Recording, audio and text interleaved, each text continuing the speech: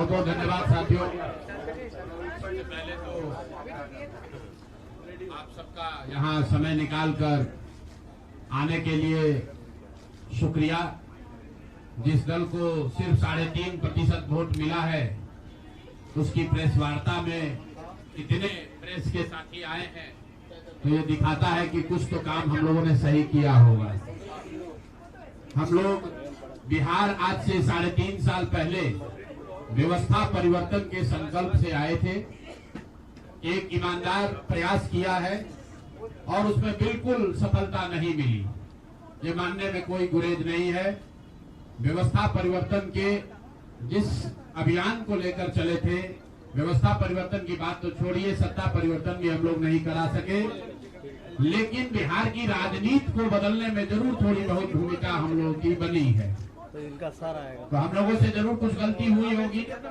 हम लोग के प्रयास में, हम लोग के सोच में, हम लोग के बताने के तरीके में जरूर कुछ गलती रही होगी कि जनता ने हम लोग को नहीं चुना है, जनता ने हम लोग पर वो विश्वास नहीं दिखाया। तो उसकी जिम्मेवारी जो है वो पूर्णतः मेरी है, प्रशांत किशोर की है, और वो जिम्मेवारी मैं 100% अपने ऊपर लेता हूं कि मैं बिहार की जनता को, अपने साथियों को, इस व्यवस्था से जुड़े हुए लोगों को, जिस प्रयास से हम लोग जुड़े थे, जिस प्रयास को करना चाहते थे, उससे उनका विश्वास उस पर मैं नहीं जीत पाया।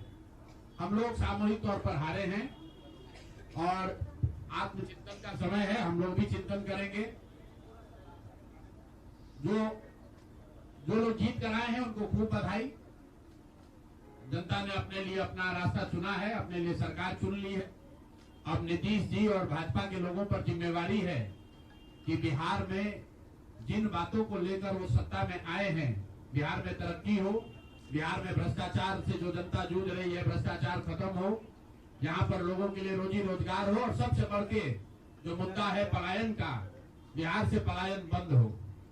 हम लोगों से जो गलती हुई है, जिन लोगों ने जन स्वराज के विचार पर इस सोच से इस प्रयास से जुड़कर एक सपना देखा था, एक उनकी सोच बनी थी, उनकी आशा की किरण जगी थी कि बिहार में एक नई व्यवस्था बनाई जा सकती है, उन सब के आशाओं पर, अपेक्षाओं पर, उनके सपनों पर खरा नहीं उतरने के लिए जो दोष है वो मेरा है। इसलिए मैं आपसे विनम्रता से आपसे माफी मांगता हूं कि मैं आपके सपनों के आधार के अनुसार, आपके सोच के अनुसार वो व्यवस्था बनाने में नाकामयाब रहा हूं।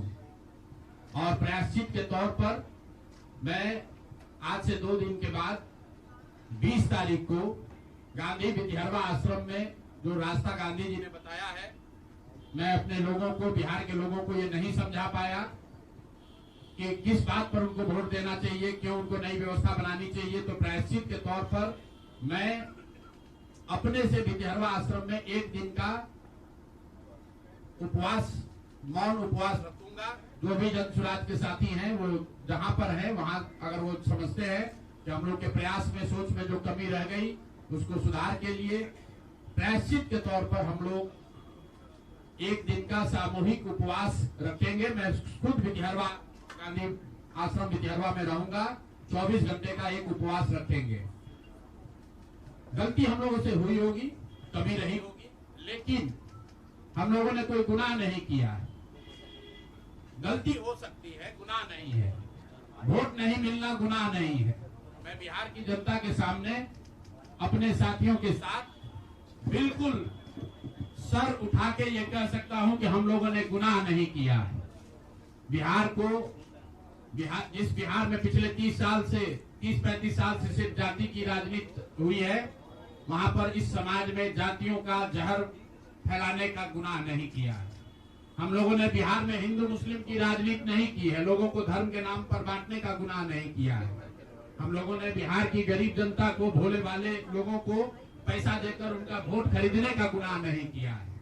जिन लोगों ने ये गुनाह किया होगा, अगर वो आज जीत भी गए हैं तो उनको उसका हिसाब देना ही पड़ेगा। वो आज दे या कल दे, वो होगा ही होगा। मैं पिछले 2.5-3 सालों में अपने वक्तव्यों में अक्सर महाभारत के चक्रव्यूह की, अभिमन्यु के वध की कहानी सुनाता रहा हूं। जिस धर्म युद्ध की बात हम लोग करते हैं पांडवों के साथ स्वयं भगवान थे, स्वयं भगवान कृष्ण थे, फिर भी अभिमन्यु को घेर कर छल से मार दिया गया।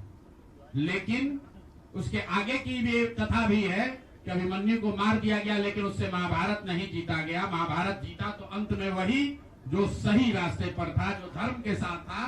तो आप निश्चित जानिए कि जीत तो जन स्वराज की ही होगी। आज जरूर धक्का लगा है और उसके लिए जो कुछ भी कमी है उसको सुधारा जाएगा और उतनी ही ताकत से फिर खड़े होंगे। अगर आप ये कुछ लोग ये सोच रहे हैं कि मैं बिहार छोड़ दूंगा, तो आपका ये भ्रम है। अंग्रेजी में एक फ्रेज है, you are not defeated till you quit. जब तक आप छोड़ेंगे नहीं तब तक आप हार नहीं सकते हैं। तो प्रशांत किशोर की और जन सुराज में मेरे साथ जुड़े हुए साथियों की बिहार सुधारने की जो जिद है, उस जिद के सामने दूसरा कुछ भी इस जीवन में नहीं है। उस जिद से पीछे हटने वाले नहीं है। पूरी ताकत से, पूरी ईमानदारी से। लोग कह रहे हैं कि मैंने 3-3.5 साल में बहुत मेहनत किया है, तो जितनी मेहनत करते हुए आपने मुझे 3 साल में देखा है, उससे दुगनी मेहनत करेंगे और पूरी ताकत से लगेंगे। पीछे हटने का सवाल नहीं है। जब तक बिहार को सुधारने के अपने संकल्प को पूरा न कर लें, तब तक पीछे हटने का कोई सवाल ही नहीं है। अब चुनाव के परिणामों को लेकर जो बात है, उस पर बहुत विवेचना हो रही है। आपने भी कहा, बड़े बड़े विशेषज्ञ आकलन कर रहे हैं। कोई बता रहा है कि पैसे से जीत लिया गया, कोई बता रहा है कि लालू जी के डर से ध्रुवीकरण हुआ इसलिए जीता गया। कुछ लोग बता रहे हैं कि जातियों की बात अभी पूरी तरह खत्म नहीं हुई। मैं यहाँ चुनाव के विश्लेषण के लिए नहीं बैठा हूँ, लेकिन एक बात तो बिल्कुल स्पष्ट है कि पहली बार स्वतंत्र भारत के इतिहास में और खासकर बिहार में पहली बार ऐसा हुआ है कि कोई चुनाव जिसमें सरकार ने करीब 40,000 करोड़ रुपया जनता के पैसे को खर्च करने का वादा किया है। और मुझे लगता है कि वही एक कारण है जिसकी वजह से एनडीए को इतना बड़ा बहुमत मिला है। मैं सिर्फ आपके ध्यान में लाना चाहता हूं कि 10,000 रुपए की बड़ी चर्चा हो रही है। लोग बता रहे हैं कि 10,000 पर लोगों ने वोट बेच दिया। बिल्कुल नहीं है, ये बात सही नहीं है। मेरा आज भी ये यकीन है कि 10,000 रुपए के लिए बिहार के लोग अपना वोट, अपना बच्चों का भविष्य नहीं बेचेंगे। अगर 10,000 रुपए को आप जोड़िएगा तो प्रतिदिन 5.5 रुपया हुआ। 5.5 रुपए में कौन अपना वोट बेचेगा? लोगों ने 10,000 रुपए के लिए सिर्फ वोट नहीं बेचा है। आपको देखने, जानने, समझने की जरूरत है। और इस पर ये बहस भी हो रहा है। सत्ता में जो लोग आए हैं वो कह रहे हैं भैया हम तो सरकारी योजना चला रहे थे। जो विपक्ष में है वो कह रहा है हम योजना नहीं चला रहे थे, आप पैसा देके वोट खरीद रहे थे। इसका कोई अंत नहीं है, इस बहस का कोई अंत नहीं है। चुनाव आयोग पर लोग टीका टिप्पणी कर रहे हैं, वो चुनाव आयोग का विषय है। बिहार के बेटा होने के नाते, बिहार के नागरिक होने के नाते मेरा बस एक ही प्रश्न है। हर विधानसभा क्षेत्र में 60 से 62,000 लोगों को कम से कम 10,000 रुपया सीधे तौर पर सरकार ने दिया है। सिर्फ 10,000 रुपया नहीं दिया, ये कहा कि आपको स्वरोजगार के लिए 2 लाख रुपया दिया जाएगा और उसकी पहली किस्त के तौर पर, बयाना के तौर पर 10,000 रुपया उसको दिया गया। और पूरा सरकारी तंत्र लगाया गया लोगों को ये बताने के लिए कि अगर आप एनडीए को वोट देते हैं तो आपको 10,000 रुपए के साथ साथ आने वाले 6 महीनों में 2 लाख रुपए तक की सहायता मिलेगी। इसको करने के लिए पूरा सरकारी तंत्र लगा। जीविका की दीदियों को बैठाया गया।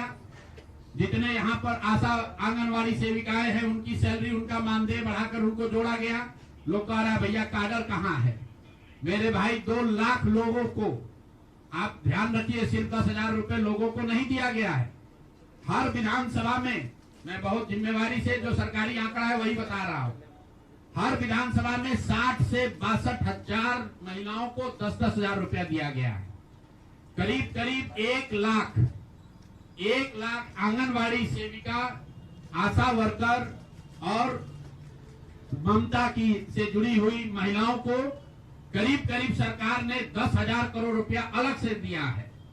इसके साथ ही विकास मित्र और टोला सेवकों को 25,000 रुपया एक बार में, और जो लोग प्रवासी मजदूर बाहर से आए उनको 5,000 रुपया दिया गया है कपड़ा के नाम पर।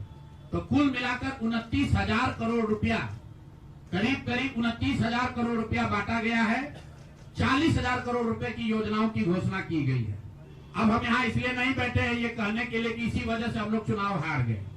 मेरा अब सीधा सरकार से एक आग्रह है कि आपने 2 लाख रुपए देने का वादा किया है, जनता ने आपको मत दे दिया, अब आप सत्ता में बैठे हैं, तो कृपा करके जो 1.5 लाख महिलाएं, 1.5 करोड़ महिलाएं हैं जिनको आपने 10,000 रुपया दिया है, उन सभी महिलाओं को अगले 6 महीने में 2 लाख रुपए तक देने की व्यवस्था कीजिए। क्योंकि अगर वो हो जाएगा तो बिहार से बेरोजगारी दूर हो जाएगी, बिहार से पलायन बंद हो जाएगा। और अगर आपने ये नहीं किया तो ये बिल्कुल स्पष्ट हो जाएगा कि आपने ये 10,000 रुपया किसी योजना के तहत नहीं दिया था, सिर्फ और सिर्फ वोट खरीदने के लिए दिया था। तो वोट खरीदने के लिए पैसा दिया गया है कि किसी योजना के तहत पैसा दिया गया है, सरकारी योजना के तहत, इसका प्रमाण इस बात पर है कि आने वाले 6 महीने में सरकार ने स्वरोजगार के नाम पर जो पैसा जारी किया है, उस क्षेत्र में और पैसा और मदद जारी की जाती है या नहीं की जाती है। हम लोग एक भी विधायक न जीते कोई बात नहीं, जन सुराज। और कई लोगों का सवाल है नीतीश कुमार को 25 सीट आने की बात है, तो मैं आपके सामने घोषणा कर रहा हूं कि जो 25 सीट हमने बात कही थी उस पर बिल्कुल कायम है। अगर नीतीश कुमार ने, उनकी सरकार ने ये वोट खरीदा नहीं है, इनको 2-2 लाख रुपए दे दे, मैं बिल्कुल राजनीति से संन्यास ले लूंगा, उसमें कहीं कोई दिक्कत नहीं है, कहीं कोई दिक्कत नहीं। बिहार के 1.5 करोड़ लोगों को 2-2 लाख रुपया नीतीश कुमार दिलवा दे, मैं मान लूंगा कि हमारे आकलन में गलती थी, हमारी गलती थी। और हमारे आकलन की बात छोड़िए, अगर बिहार से बेरोजगारी दूर हो जाए, पलायन बंद हो जाए, 1.5 करोड़ परिवार, टोटल 2.5 करोड़ परिवार में अगर 1.5 करोड़ परिवार की गरीबी दूर हो जाए, तो प्रशांत किशोर को विधायक बनने की, राजनीति करने की कोई जरूरत नहीं है, हम दूसरा काम कर सकते हैं। तो आपका अगर ये सवाल है कि 25 सीट की बात है, बिल्कुल 25 सीट से ज्यादा नीतीश कुमार को ना आना चाहिए था, ना आता। एक ही फैक्टर है, ये पैसा बांटकर जो वोट आपने खरीदा है, खरीदने का आप पर इल्जाम है। तो इसको आप इतने 20 साल से आप मुख्यमंत्री हैं, तो आप इस इल्जाम को धो दीजिए। अगले 6 महीने में 1.5 करोड़ लोगों को, 1.5 करोड़ परिवार को स्वरोजगार की व्यवस्था कर दीजिए। और अगर नहीं कीजिएगा तो हम लोग यहीं पर हैं। मैं आपके सामने एक नंबर जारी कर रहा हूं, मेरा अपना व्यक्तिगत ऑफिस का 91-216, 91-216। जितने लोग हैं जिनको भी 10,000 रुपया का बयाना नीतीश कुमार सरकार ने, अधिकारियों ने, जीविका की दीदियों के माध्यम से दिया है, इस आश्वासन के साथ कि अगर आप नीतीश कुमार को, एनडीए को वोट देंगे तो आपको 2 लाख रुपया 6 महीना में मिलेगा। तो मेरे भाई अब समय चालू हो गया, आप आ गए हैं सत्ता में और हम लोग आराम से बैठे हुए हैं बिहार में। हर वो महिला, हर वो परिवार जिसको 2 लाख रुपया नहीं मिलता है, आप प्रशांत किशोर से संपर्क कीजिए, आप जन सुराज से संपर्क कीजिए। अब सलाह का समय खत्म हुआ, अब संघर्ष का समय शुरू होगा। हमने 3.5 साल लोगों को सलाह दिया है, हमने 3.5 साल लोगों को जाकर घर घर हाथ जोड़ा है, कभी वोट नहीं मांगा। लोगों को यही कहा कि अपने बच्चों के लिए वोट दो, अच्छे लोगों को जिताओ। लोगों ने अपने हिसाब से अच्छे लोगों को जिताया है।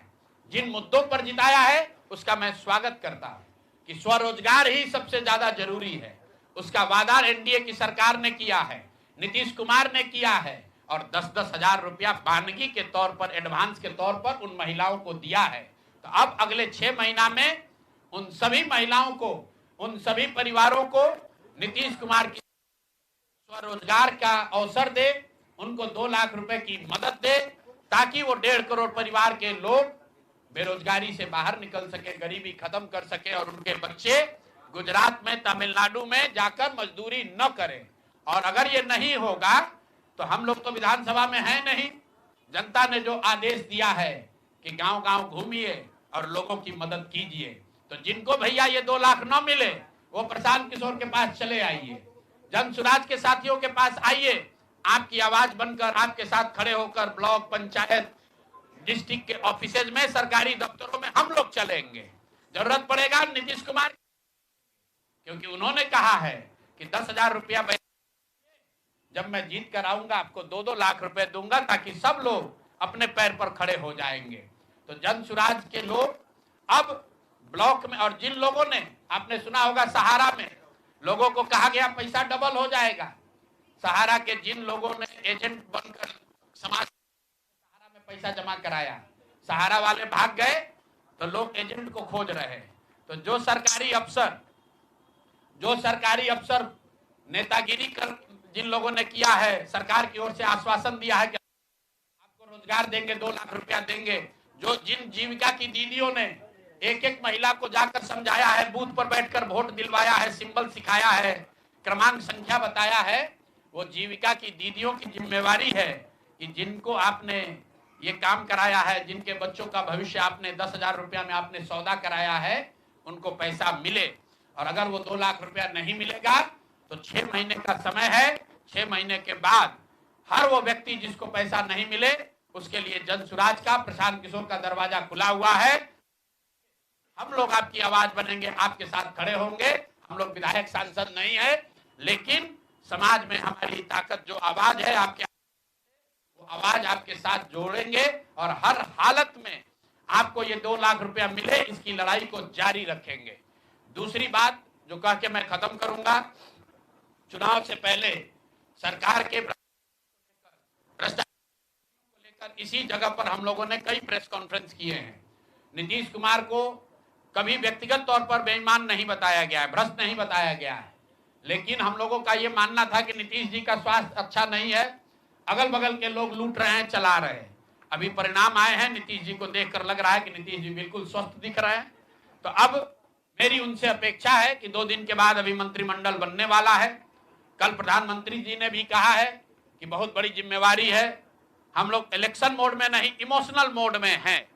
तो उसी इमोशनल मोड में मेरी आपसे अपेक्षा है कि भारतीय जनता पार्टी की लीडरशिप और नीतीश कुमार एक ऐसा स्वच्छ मंत्रिमंडल बनाएं जिसमें कोई दागी मंत्री न हो, कोई भ्रष्टाचारी न हो। जनता सरकार बनाने का मैंडेट दिया है, भ्रष्टाचार करने का, भ्रष्टाचारियों को सरकार में शामिल करने का मैंडेट नहीं दिया है, भ्रष्टाचार करने का मैंडेट नहीं दिया है, लूटने का मैंडेट नहीं दिया है। तो मैंडेट, बिल्कुल मैंडेट का सम्मान है। जनता लोकतंत्र है, जनता मालिक है, जनता ने जिनको सत्ता में बैठाया है वो सत्ता में बैठे, लेकिन सत्ता में बैठकर लूटने का मैंडेट जनता ने नहीं दिया है।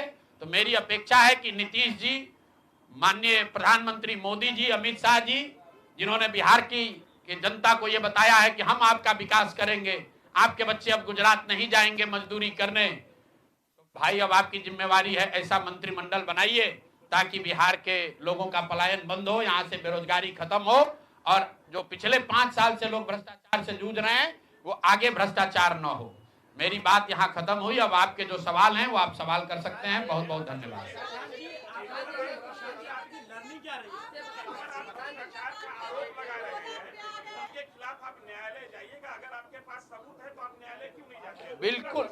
बिल्कुल जो बात हम लोगों ने पहले कही है, जिन नेताओं के बारे में कही है, उसमें कहीं पीछे हटने का सवाल नहीं है। मैंने आपको कहा था कि प्रेस के जरिए उसको बताया गया, ये अपेक्षा की गई कि सरकार में के जो मुखिया हैं उस पर एक्शन लेंगे, उन्होंने एक्शन नहीं लिया। दूसरा, जनता की अदालत में गए, जनता ने भी उन्हीं नेताओं को फिर से जिताकर भेज दिया। कई लोग जिन पर इसी जगह पर मैंने आरोप लगाया है, जिनके आरोपों की बात कही गई है, उनको जनता ने भारी मत से जिताकर भेजा है। तो भाई अब जिम्मेवारी है सरकार के मुखिया के तौर पर नीतीश कुमार जी ये तय करें कि वो लोग सरकार के हिस्सा होंगे कि नहीं होंगे। अगर होते हैं तो निश्चित तौर पर जनता के बीच में भी उनके खिलाफ जाएंगे और जहां जरूरत पड़ेगी कोर्ट में भी जाएंगे। 70,000 के सीएजी के मामले में जो सीएजी ने 70,000 रुपए के अनअकाउंटेड मनी की बात कही है, उस पर ऑलरेडी जन सुराज हाईकोर्ट में रीट हम लोगों ने फाइल किया हुआ है। जहां तक व्यक्तिगत मामले हैं, जिन 4 नेताओं के बारे में बात की गई है, जैसे ही मंत्रिमंडल बनता है और अगर वो लोग फिर से सरकार में शामिल होते हैं, सरकार के हिस्सा बनते हैं, तो हम लोग निश्चित तौर पर न्यायालय का दरवाजा खटखटाएंगे।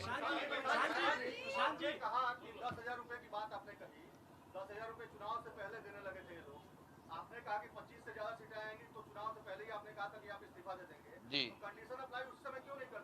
बिल्कुल ठीक बात है कि आपने कहा, हम पहली बात तो आप लोग कह रहे राजनीति से हम किस पद पे है कि इस्तीफा दे दें। हाँ ना, सुन रहे हैं, आ रहे हैं। किस पद पर है कि इस्तीफा दे दें? आप एक मिनट, आपने सवाल, एक मिनट रुकिए। आपने सवाल किया है, जायज बात है। आपने कहा कि आपने कहा था कि 25 से ज्यादा आएगा तो आप संन्यास ले लेंगे। तो भैया किस पद पर हैं जिससे मैं इस्तीफा दे दूं? अगर किसी पद पर हैं, ये तो नहीं कहा था कि बिहार छोड़कर चले जाएंगे, बिहार में रहेंगे और राजनीति नहीं, बिल्कुल बिल्कुल, अरे भाई, हाँ बिल्कुल, एक मिनट, बिल्कुल राजनीति छोड़ देंगे, राजनीति छोड़े हुए हैं, हम तो राजनीति करते ही नहीं हैं। लेकिन ये नहीं कहा है ना कि बिहार के लोगों की बात कहना छोड़ देंगे, ये तो नहीं कहा है,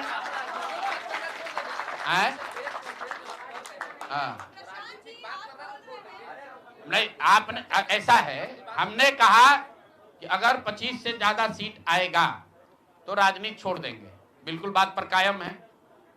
लेकिन ये तो नहीं कहा कि ये 30,000 करोड़ रुपया में वोट खरीदेंगे। अब आप कह रहे नहीं, वोट उन्होंने नहीं खरीदा है, तो हमने कहा अगर नहीं खरीदा है तो 2 लाख रुपया दे दीजिए, हम बिल्कुल छोड़ देंगे।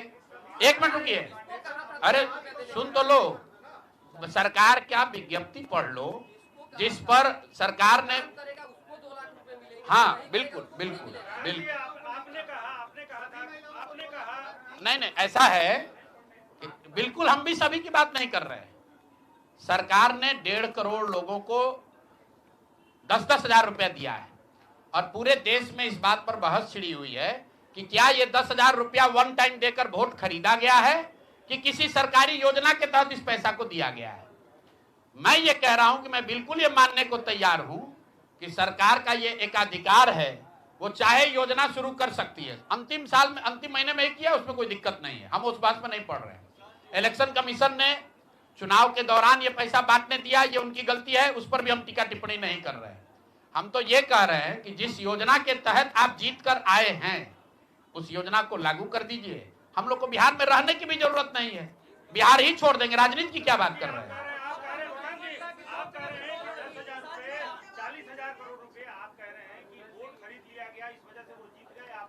ना, हम नहीं हारे, हम हार नहीं, हम तो रेस में ही नहीं है, हम तो रेस में ही नहीं है।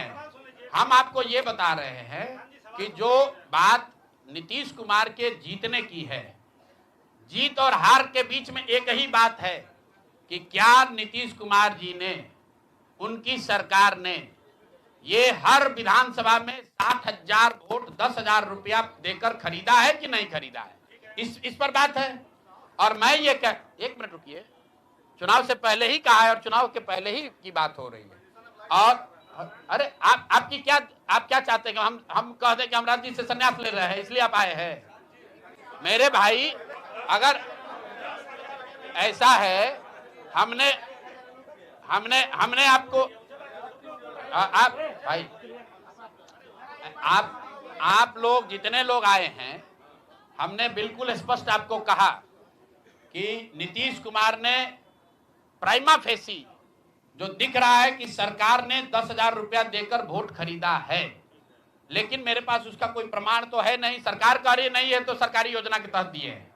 योजना की जो गजट ऑर्डर है वो देख लीजिए, उसमें लिखा क्या है कि 10,000 रुपया आपको स्वरोजगार के लिए महिलाओं को दिया जा रहा है और जरूरत के मुताबिक अगले 6 महीने में, उसमें लिखा है कि अगर आपकी योजना सरकार ठीक है, वही बात। अरे आप, अरे भाई, हम हिंदी में लिखा है, उसको फिर से जारी कर देंगे, सब लोग पढ़ लेगा। सरकार ने ये नहीं कहा कि ये 10,000 वन टाइम पेमेंट है, उन्होंने कहा कि स्वरोजगार की योजना की तहत आपको 10,000 रुपया दिया जा रहा है और अगर एडवांस पैसा, एडवांस, एक मिनट रुकिए, और 2 लाख रुपया अगर आप स्वरोजगार में का काम करेंगे, अगर आप अपने पैर पर खड़े होने की योजना करेंगे तो 6 महीना में आपको 2 लाख रुपया और दिया जाएगा। अगर 1.5 करोड़ महिलाओं में 5 लाख महिलाओं को भी ये 2 लाख रुपए दे दे, इस बात पर हम कायम हैं कि हमको राजनीति छोड़कर बाहर चले जाना चाहिए। बिल्कुल, अब फिर अब 5 लाख, भाई एक मिनट रुकिए, आप लोग इतना वरिष्ठ पत्रकार हैं, इतना बात को पकड़े हुए हैं और हम लोग बात से हटने वाले लोग नहीं हैं। हम नीतीश कुमार नहीं हैं जो सदन में खड़ा होकर कहेगा कि मिट्टी में मिल जाएंगे, भाजपा में नहीं जाएंगे। और उसी भाजपा के साथ उनको महान पुरुष आप बता रहे हैं। सुनिए, हम अपनी बात पर कहें,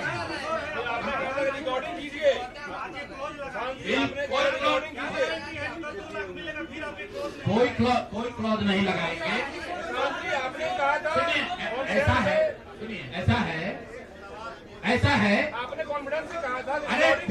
अरे बिल्कुल कॉन्फिडेंस से नहीं, लिख के दिया है कि अगर आप लेकिन उसमें ये नहीं कहा था कि 10,000 रुपया में आप वोट खरीदिएगा।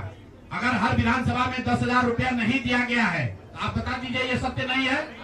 आप कह रहे हैं कि आप राजनीति छोड़ दीजिए, तो हम राजनीति के किस पद पर है जिसको छोड़ दें? आप बता दीजिए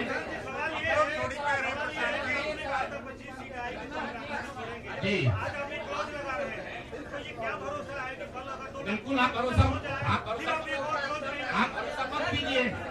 भरोसा मत कीजिए। हमने जो बात अपनी कहनी थी हमने आपको बात कह दी। हम अभी इस बात पर अपने आकलन पर कायम हैं कि 3 वर्ष की बिहार की गांव-गांव की यात्रा के बाद जो मुझे दिखा, जो समझ में आया, उसके हिसाब से नीतीश कुमार को 25 से ज्यादा सीट नहीं आना चाहिए था। सिवाय इसके कि उन्होंने हर विधानसभा में उनकी सरकार की ओर से 10,000। एक मिनट भैया, अरे आया है भाई, आया है लेकिन उसके वो खरीद के आया है कि नहीं वो भी दिख जाएगा 6 महीना में। ठीक है, आगे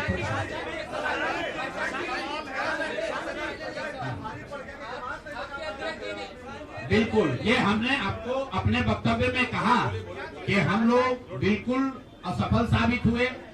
हमने जो बात यहाँ बिहार के लोगों को बताई वो लोगों को समझ में नहीं आया है, लोगों को स्वीकार्य नहीं है। हम अपनी गलती मान रहे हैं। लेकिन जो मैंने आपको कहा कि वोट नहीं मिलना, सुनिए, वोट नहीं मिलना गुनाह नहीं है, वोट नहीं मिलना क्राइम नहीं है। हमने भ्रष्टाचार नहीं किया है, हमने हिंदू मुस्लिम नहीं किया है, हमने जाति की राजनीति नहीं की है, हमने वोट नहीं खरीदा है। चलिए आगे बढ़े। पूरे प्रेस वार्ता में एक ही व्यक्ति को नहीं पूछेंगे।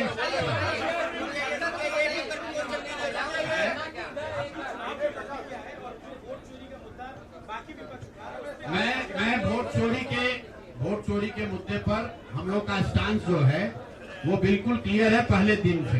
ये बिहार का मुद्दा नहीं है।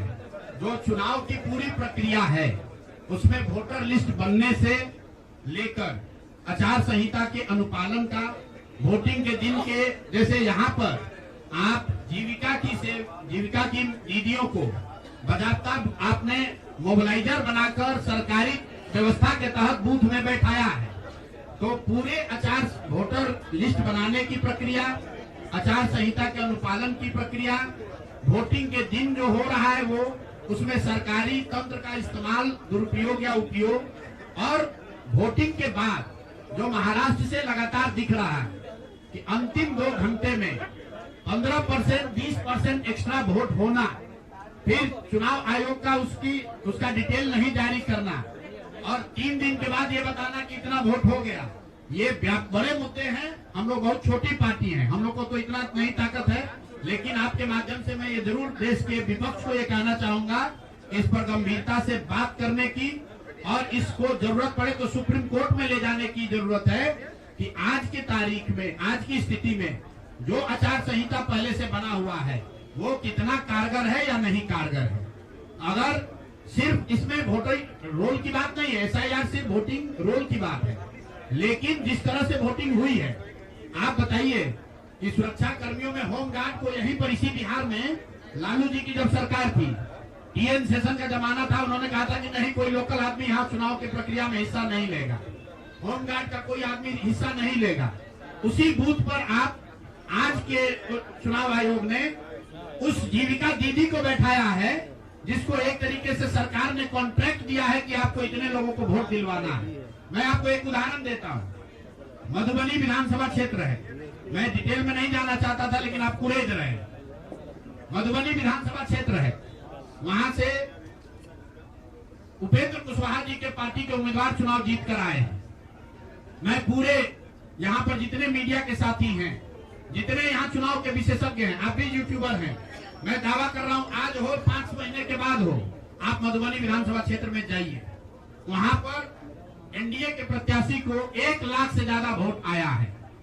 एनडीए को वोट मिला, 10,000 रुपए के लिए मिला, नहीं मिला छोड़िए, हम इस बात से दंग हैं कि मधुबनी में कितने लोग ऐसे हैं वोटर जो कि उपेंद्र कुशवाहा जी के पार्टी का सिंबल भी जानते हैं। भाई अलायंस वोट तो उनके पार्टी के सिंबल को पड़ा है ना, अलायंस का कोई सिंबल नहीं है। तो आखिर रातों रात पूरे मधुबनी क्षेत्र में, और क्या हुआ मैं नहीं कह रहा हूँ, मैं आपको और आपके जरिए पूरे देश के लोगों को ये बताना चाहता हूँ कि जो भी लोग सर्वे, सेफोलॉजी, पत्रकारिता, राजनीति में इंटरेस्ट रखते हैं, आप सैंपल के तौर पर कोई 5 कंस्टिट्यूएंसी उठा लीजिए, और जहां पर भाजपा और जदयू के उम्मीदवार नहीं लड़ रहे थे, वो दल लड़ रहे थे जिनका कोई सिंबल भी नहीं जानता है, नाम भी नहीं जानता है, उसको 1 लाख, 1.25 लाख वोट कैसे आया है? हमारे पास कोई प्रमाण नहीं है कि वो वोट कैसे आया, लेकिन राजनीतिक सामाजिक क्षेत्र में जुड़े होने के नाते ये आश्चर्य का विषय है कि जिस मधुबनी क्षेत्र में लोग ये नहीं जानते हैं कि कौन सा प्रत्याशी लड़ रहा है, कौन सा पार्टी लड़ रही है, उस पार्टी का सिंबल क्या है, उसको 1.25 लाख वोट आया है, और जो लोग वहां जीवन भर राजनीति कर रहे हैं उनको वोट नहीं आया। संभव है उनको इतना समर्थन है, लेकिन मेरा आपसे आग्रह ये, भाई देखो 1 मिनट आप रुकिए, आपका सवाल 10 ले चुके हैं, और भी तो लोग हैं, आपका एक और ले लेंगे, आप शांति से बैठिए, ऐसा मत घबराइए, हम यहाँ बैठे हुए हैं। और मेरा आपसे अनुरोध है, मैं कोई आरोप नहीं लगा रहा हूँ, लेकिन मधुबनी जैसे 5 सीट का मैं आपको हवाला देना चाहता हूँ, जहाँ पर चुनाव के 12 दिन 15 दिन पहले ये तय हुआ कि कौन पार्टी चुनाव लड़ेगी, उस पार्टी का नाम कोई नहीं जानता है, उसका सिंबल कोई नहीं जानता है, और 1,20,000 वोट अगर किसी विधानसभा में आ रहा है, इसका मतलब है कि हर घर से 2 से 3 वोट आया है। आपको आंधी दिखनी चाहिए वहां पर, ये मतलब विधानसभा के स्तर पर 1,20,000 वोट लाना साधारण बात नहीं है। 1,20,000 वोट आया है, कैसे आया है? इसकी 2 ही वजह हो सकती है, या तो जो 60,000 लोगों को आपने 10,000 रुपया दिया और उन लोगों ने जिम्मेवारी ली कि भाई 10,000 रुपया हमको मिला है, हम मैं और अपने घर के लोगों को वोट में दिलवाऊंगा या दिलवाऊंगी, या फिर कोई ऐसी बात है, दृश्य शक्ति है जो हम लोग को हमारे समझ से बाहर है कि भाई कैसे ये संभव है। और मैं ये नहीं कह रहा हूँ कि वहाँ वोट कैसे पड़ा, मैं आपको खुली चुनौती दे रहा हूँ, आज चलिए मधुबनी। मैं 3 दिन से प्रेस इसलिए नहीं कर रहा हूँ कि मैंने अपने लोगों को वहाँ भेजा है, और मधुबनी में मैंने कहा भाई पूछो तो कि उपेंद्र कुशवाहा जी के पार्टी का सिंबल क्या है। 30% लोगों को सिंबल नहीं मालूम है कि सिंबल क्या है, और उनको 1 लाख से ज्यादा वहाँ वोट आया है। मुझे उपेंद्र कुशवाहा जी से कोई लड़ाई नहीं है, उनको उनके पार्टी के प्रत्याशी से कोई मुझे लेना देना नहीं है। मेरा सिर्फ ये कहना है कि ऐसी कौन सी विधा है कि हम लोग 3-3 साल एक विधानसभा में घूम रहे हैं, लोगों को ये नहीं मालूम है कि जन स्वराज का चुनाव चिन्ह क्या है, और ये लोग 10 दिन चुनाव के पहले आए, उस पार्टी का नाम मधुबनी शहर में लोग नहीं जानते हैं, उस पार्टी का सिंबल घर घर पहुंच गया और उसको 1,20,000 लोगों ने वोट दे दिया। तो मेरे भाई ये बहुत बड़ी चुनाव की विधा है।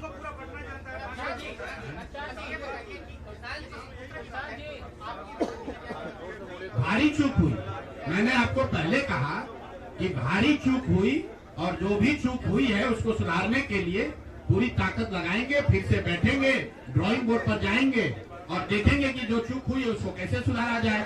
लेकिन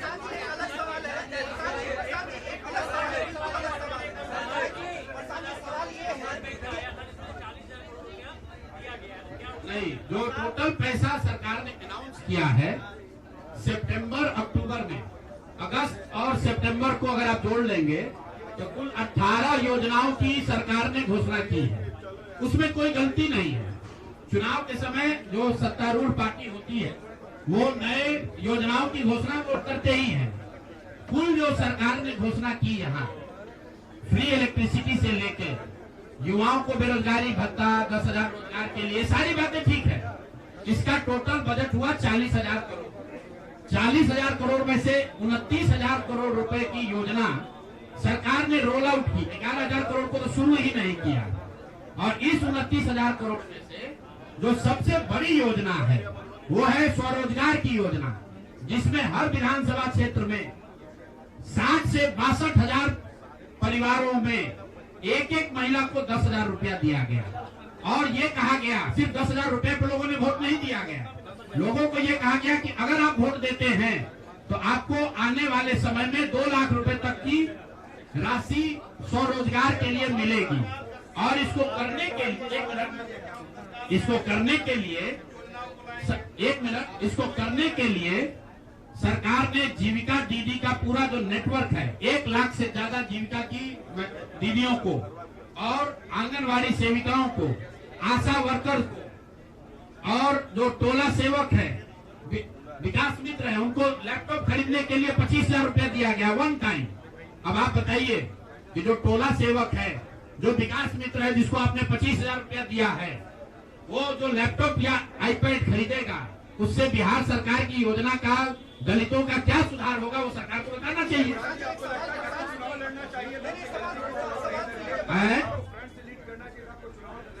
भैया ऐसा है कि जब हमारे दोस्तों हमारी बात को जनता ने माना ही नहीं है तो हम लड़े या न लड़े। इमरान, एक मिनट रुकिए, आज सुनिए, अरे एक सवाल आपने पूछा या तो जवाब दे लें। इमरान खान ने अपनी पार्टी शुरू की थी पाकिस्तान में, आज से करीब 25-30 साल पहले, और वो खुद पहले चुनाव में 7 जगह से चुनाव लड़े। उनकी पार्टी तो हारी, वो 7 जगह से खुद भी हारे। तो मेरे चुनाव लड़ने नहीं लड़ने का वो एक टेक्निकल बात है, उस पर चर्चा हो सकती है। कुछ लोगों का ऐसा मानना हो सकता है कि मेरे लड़ने से फायदा होता, कुछ लोगों का ऐसा मानना है कि मेरे न लड़ने से फायदा है, वो अलग विषय है। मैं तो आपको पहले एक लाइन में स्वीकार कर रहा हूँ कि 3 वर्ष में जन सुराज ने जो भी प्रयास किया उसको बिहार की जनता ने स्वीकार नहीं किया।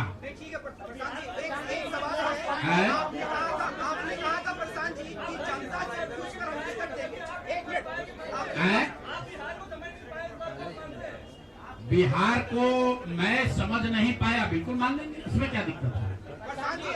आप मेरे सुनिए, ऐसा है कि मुझे बिहार की समझ कम है या नहीं है, ये कह देने मात्र से अगर आप बहुत खुश हो जा रहे हैं तो आप खुश हो जाइए कि हमको बिहार की समझ नहीं है।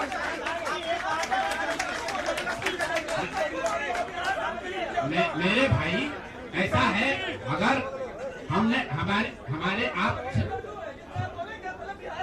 बिल्कुल ठीक बात है, नहीं समझे तो 3 वर्ष अगर पैदल चल रहे थे तो बिहार को समझने के लिए एक चल रहे थे, और फिर और चलेंगे, फिर जाएंगे।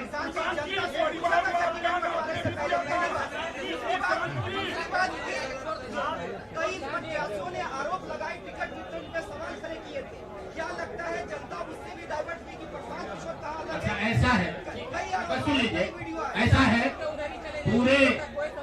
पूरे महीने, पूरे चुनाव के दौरान मैंने आपको पहले कहा कि हमसे गलती हो सकती है, लेकिन हम लोगों ने गुनाह नहीं किया।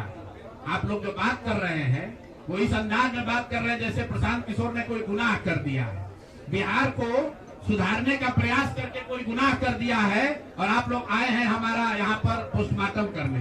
तो आप लोगों का स्वागत है। रुकिए, एक मिनट रुक जाइए, आप बहुत भारी पत्रकार हैं, 8-9 सवाल कर चुके हैं, और लोगों को भी मौका दीजिए, आपका भी सवाल किया जाएगा। एक मिनट रुक जाइए, अरे रुक जाओ भाई, आप एक मिनट रुकिए। जहाँ तक बात है बिहार को समझने नहीं समझने की, तो मैं बिल्कुल कैमरे पर आपसे मान रहा हूँ कि मुझे नीतीश कुमार, लालू जी, सम्राट चौधरी, अशोक चौधरी जैसे धुरंधर नेताओं की तरह बिहार की समझ नहीं है। मुझे नहीं समझ है कि बिहार को जातियों के आधार पर कैसे और बांटा जाए। मुझे इस बात की समझ नहीं है कि बिहार को हिंदू मुसलमान के नाम पर कैसे और बांटा जाए। मुझे ये समझ नहीं है कि 10,000 रुपया देकर कैसे वोट और खरीदा जाए। जिनको समझ है वो लोग जीत कर आए हैं, और उनको सत्ता मुबारक हो, और बिहार की जनता को वो लोग मुबारक हो। आपने कहा कि तो क्या, अरे रुको भाई, आप उनके सवाल का जवाब दे ले। अच्छा, उनके बारे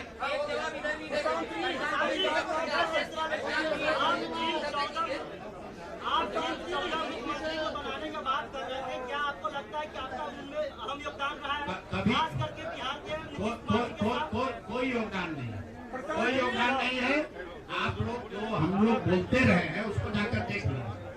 आपने कहा कि उम्मीदवार गलत चुने हैं। यहाँ जितने लोग बैठे हुए हैं, हमारे बगल में केसी सिन्हा जी चुनाव लड़े हैं कुमरार से, ये तो हमको पैसा देके टिकट नहीं खरीदे होंगे। और कुम्हरार की जनता ने केसी सिन्हा को हराकर किसी दूसरे को जिताया। हमारे बगल में वाईडी गिरी जी बैठे, मांझी से इनको हराकर जनता ने किसी दूसरे को जिताया है। तो मेरे भाई, मैं समझता हूँ कि अगर केसी सिन्हा नहीं जीते तो उससे केसी सिन्हा के जीवन पर कोई फर्क नहीं पड़ेगा मेरे भाई, कुम्हरार की जनता के जीवन पर फर्क पड़ेगा।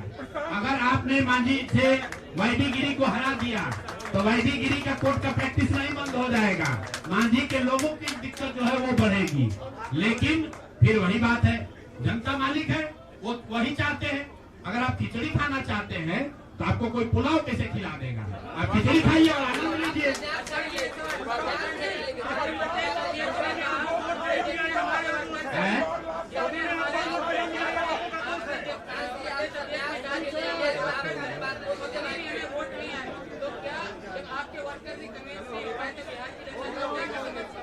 ठीक बात है, हमने आपको पहले कहा कि जो कुछ भी हम लोगों ने प्रयास किया उसमें जनता को हम लोग नहीं समझा पाए और उसका दोष हम पर है, उसकी जिम्मेवारी हम लोगों पर है। और लेकिन अगर नहीं समझा पाए तो उसको समझाने की जो आगे की जिम्मेवारी है वो भी हम ही पर है।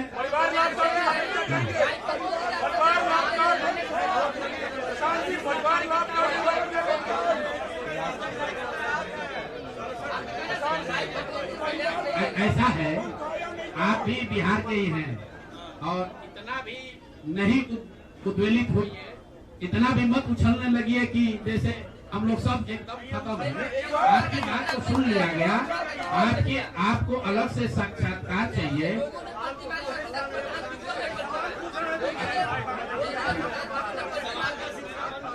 चलिए आगे बढ़िए।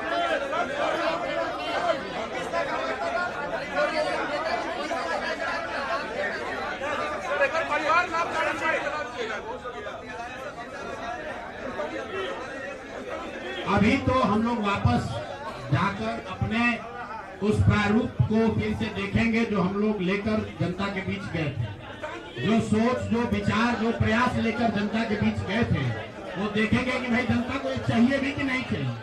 अगर जनता को पढ़ा लिखा आदमी नहीं चाहिए, अगर जनता को स्वच्छ लोग नहीं चाहिए तो हम लोग तय करेंगे क्या करना है।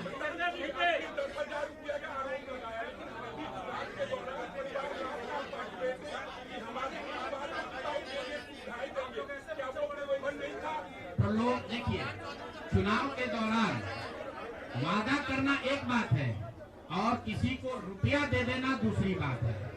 पहली बार देश के इतिहास में ऐसा हुआ है कि वोटिंग के पहले 2 दिन पहले, 4 दिन पहले आपको बजाबता घर बुलाकर 10,000 रुपया दिया गया है और ये कहा गया है कि आप अगर एनडीए को वोट देंगे, नीतीश कुमार को वोट देंगे तो आपको 2 लाख रुपए तक की और राशि आगे मिलेगी।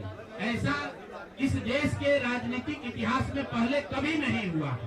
ऐसा कभी नहीं हुआ है कि आचार संहिता के बाद, आचार संहिता लागू होने के बाद आप एक विधानसभा क्षेत्र में 60 से 62,000 महिलाओं को 10-10 हजार रुपया दे रहे हैं और आप राजनीतिक सूचिता की बात करते हैं।